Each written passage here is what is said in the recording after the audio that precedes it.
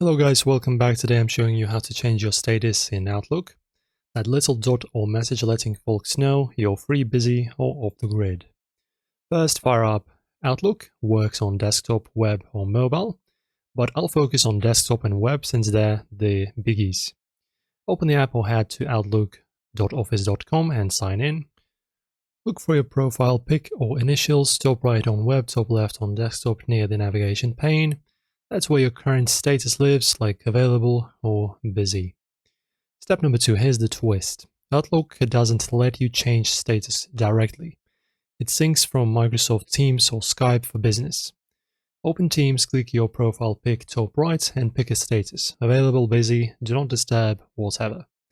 In Skype it's the same deal. Click your status under your name. Takes a sec to reflect in Outlook.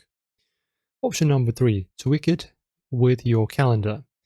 In Outlook, go to Calendar, double-click a time slot and set an event. Under Show As, pick Busy or Out of Office. It'll update your status automatically.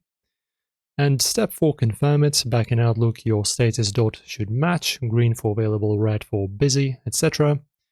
And that's how you change your status in Outlook. Sync it through Teams like Teams or Skype, or use your calendar.